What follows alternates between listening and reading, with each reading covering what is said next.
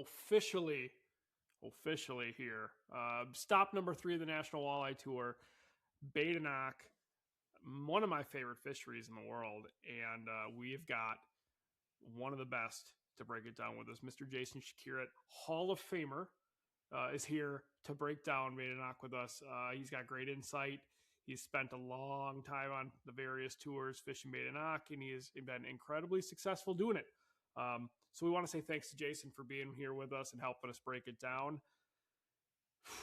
It's been a couple weeks.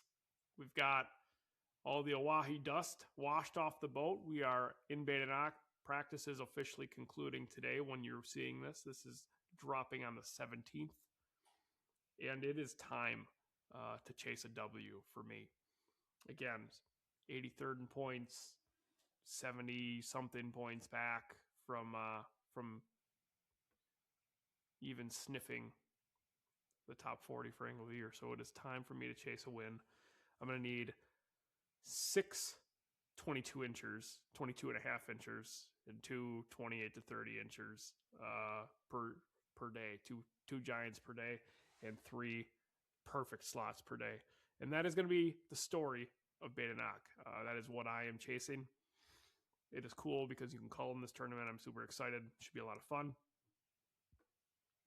Want to say thank you. Thank you for everybody for watching. We are over 5,000 followers on Facebook. We are inching away closer to 1,000 followers on YouTube. Make sure you like and subscribe on YouTube, and TikTok and Instagram and anywhere else you can get your podcast, guys.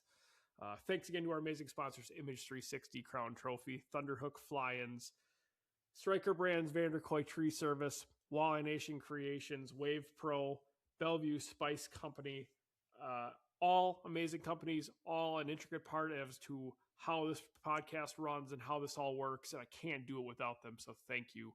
I don't know. Hopefully at the end of this tournament, I'm holding a big old trophy over my head and we can have a really cool podcast talking about it. Thanks for watching, guys. Bay De Noc. This episode of the Walleye Files is presented by Image 360 Inc. and Crown Trophy of Oshkosh, Wisconsin.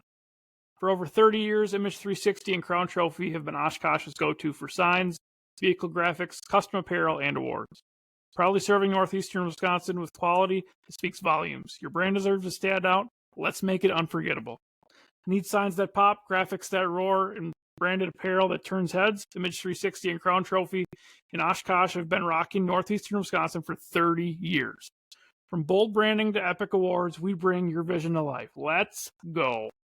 Love Image 360 and Crown Trophy. We've got Hall of Famer Jason Przekurat with us. Mr. Przekurat, how you doing, buddy?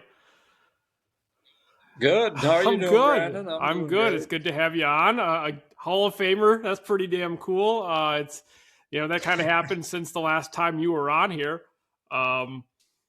Special. Yeah, that's pretty special. Got inducted last fall and had my ceremony in Madison last year at the expo there and at the big fishing show, and that was a good time. Had weird to do a speech for the Hall of Fame. Let me just tell you that. You just don't ever plan on having to write a speech for that, but got through it and got emotional a few times, of course, but it was awesome. And I just had a friend that was here the other day, and they said they were up in Hayward and stopped at the Hall of Fame, and they did see my plaque up on the wall. So I got to get up there this summer and take a look at that and just kind of smile, I guess, is all you can do.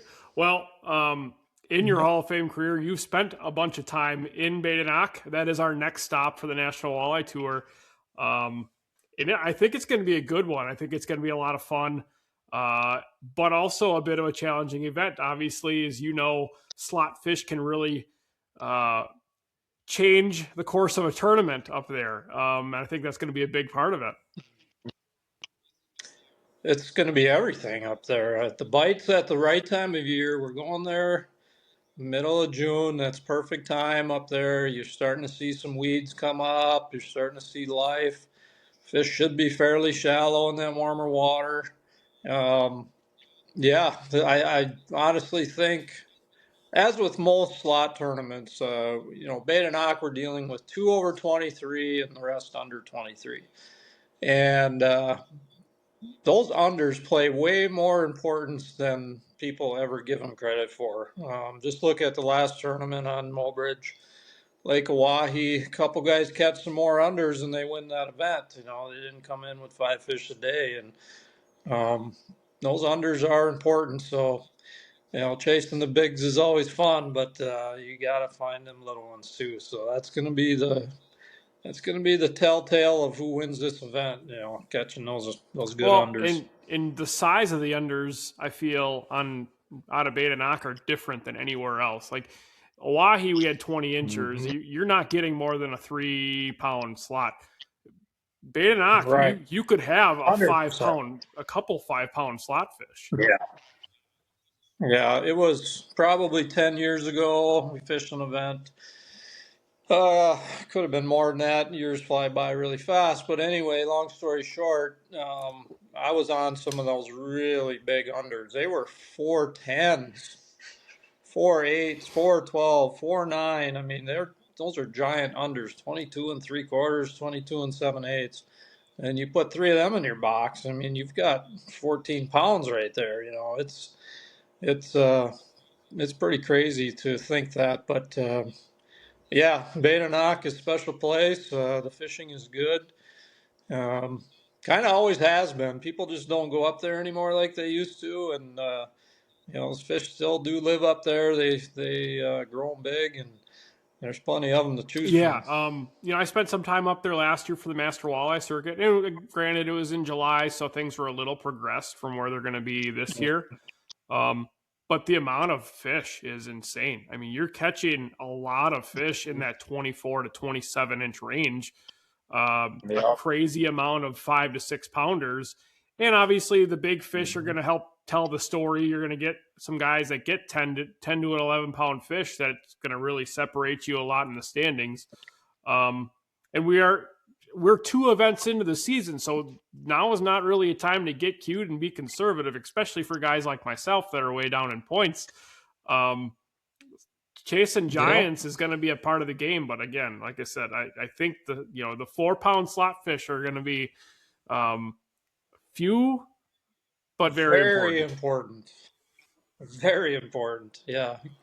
The thing about this tournament is you can literally catch fish from 4 feet of water out to 40 feet of water, which is going to make it nice for us. It should spread us apart quite a bit. There's plenty of water to fish. Even though it's Michigan only, we've got Big Bay De Noc, Little Bay De Noc. We're going all the way down the West Shore towards Marinette. So no shortage of water to fish and all sorts of depths to deal with. And yeah, this could be a good one. I just hope the weather stays good enough so we can run around if we need to. We haven't been able to do that the last couple events, but yeah, actually very excited for this one. Yeah, me too. Some of my favorite memories growing up were pre-fishing Bay De Noc events with my dad. And I truly, I can't wait. What are your thoughts on some baits and some presentations that could really pay off in this event? I honestly think anything that a man knows how to use can work here. Obviously, casting takes precedent nowadays with forward-facing sonar. Trolling is still going to work too. I wouldn't underestimate that when it comes to catching those unders, those 4-pounders. And but kind of like Mobridge, I'm bringing the whole band to this tournament. I'm filling the truck with all the rods and tackle and gear, and expect anything to happen, and just bring it all. But yeah, I mean, there's a few techniques on Bay De Noc that people still use that are kind of under the radar, especially this time of year, early in the season. The season just opened a few weeks ago, so these fish are vulnerable now. They should be easier to catch mid-June, and like I said, it's bringing everything, fishing shallow and deep, and everything in the middle. So for the guys that haven't been there before, it could be a little challenge, especially trying to find both size fish, unders and overs. But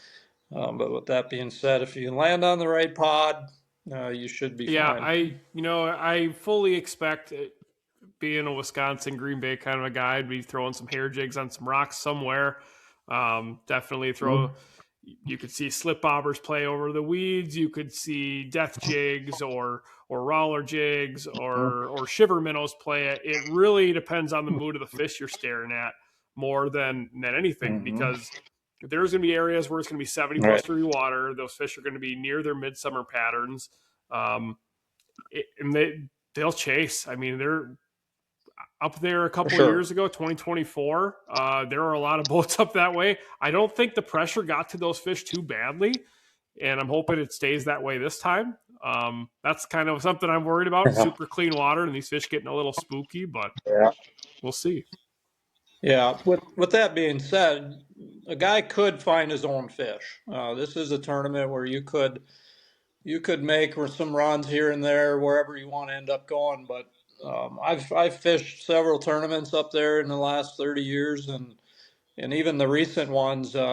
There's been areas where I've had it to myself, and that's always nice when you can pick it apart yourself and kind of control that group, and not just have them burned out by 10 different boats trying to catch them. But yeah, plenty of water to do it in. It's just a matter of covering it, finding out where they are, and then you hope they kind of stay in the same area as you found them in practice. But yeah, that's I can't say enough how excited I am to get up to Bay De Noc. Yeah, I've done some research as far as fish biology and other things, and something that I thought was these fish spawn way back in some of these bays. And what really happens is a lot of times they come dumping out of the rivers, the Ford, the Escanaba, Cedar to a lesser degree, but these fish come out of these rivers and they work their way up towards Big Bay and then out of the bay chasing bait, which is, obviously you're looking for forage, you're looking for bait. These fish are fresh off the spawn by a month and they'll be eaten.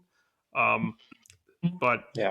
getting in front of the right pod is definitely something that's going to be a big deal. Yeah, and like you said earlier, those 24, 25, 26 inchers, those are kind of useless in this event, I'm not going to lie. You're going to catch those fish, but they're not going to do you much good. You might cash a check with them, but if you want to win this thing, you're going to need those 8 to 10s, a couple of those a day to go along with those 3 to 4 pound unders, and that puts you right up in that 26 pounds a day range, 27. That's kind of my guess. Just thinking about going into it is, there was a recent event there that was weighed in with 27 pounds, I believe, somewhere in that area. But 30 is not out of the question. No.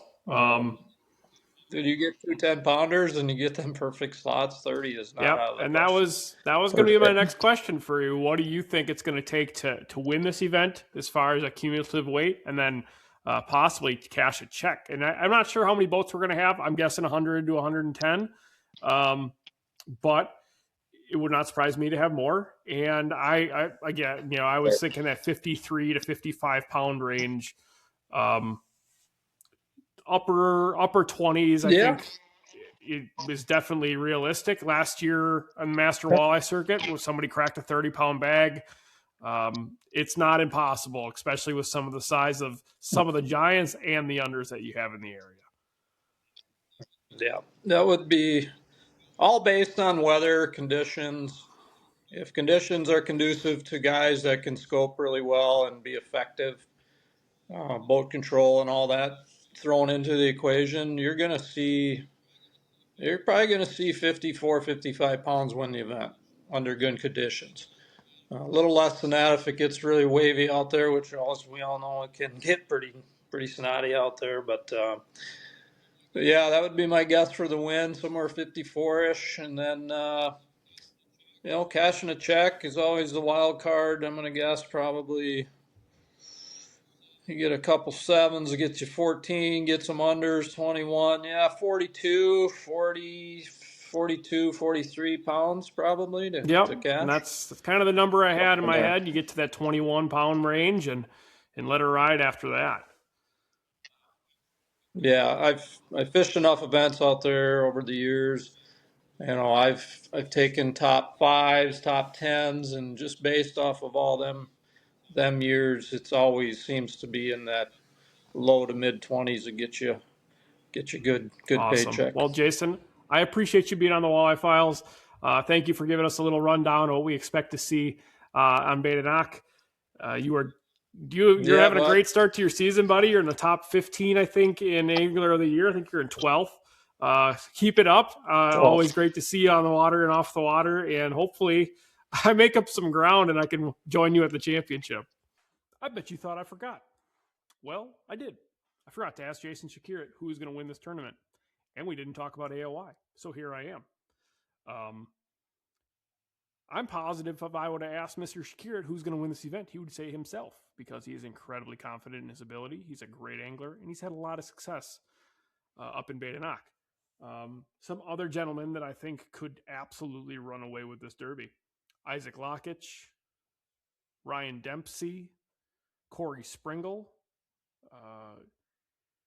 Eric McCoy, and Max Wilson. I mean, there are a lot of really talented anglers. Danny Ploutz, guys who have had great events, have had a long history up in this body of water, and the slots are going to be the ones that make all the difference. So I tell you what, Brandon Ruffles going to give it all he has to try to get a W. I mean, I need one at this point. So AOI race. Not me. Not me. I'm in 83rd, I think. I've got the standings right in front of me. 88th. Look at that. I was wrong. I'm in 88th. Even worse. Okay. That being said, who can win AOI? Who is leading AOI? Bo Schilling leading Gage Gordon by 2 points. Who's also leading Eric McCoy by another 2 points. It is tight. Dylan Nussbaum is nipping at their heels. You have 4 incredible anglers. And Bo casts at only 10 pounders, man. Bo's an absolute giant killer. I don't think he's ever fished here. So I'm going to give Eric McCoy the edge on this body of water. I think Eric will be leading Angler of the Year when this tournament is over. I just don't see anybody else beating Eric. You got 2 in a row on Green Bay. He lives right here. And he has won already on Green Bay. He's won Ames. He's won National Walleye Tour. He's won local Duck Creek events. I just don't see the world beating him. And if that happens, if he wins, I'm positive he's going to be on the podcast. So let me know who you think is going to be leading Angler of the Year after this event in the comments. Thanks again for watching the Walleye Files, guys. I appreciate every single one of you. This has blown up to more than I ever thought it could be. And I can't do it without my friends and family support. And of course, all you guys, the viewers, you guys are fantastic. You're amazing. The people that come up to me and say, hey, I love your podcast. Hey, I love the videos. It makes me feel good. And I appreciate you guys making me feel good. Have a great Wednesday. Bay De Noc. Here we go.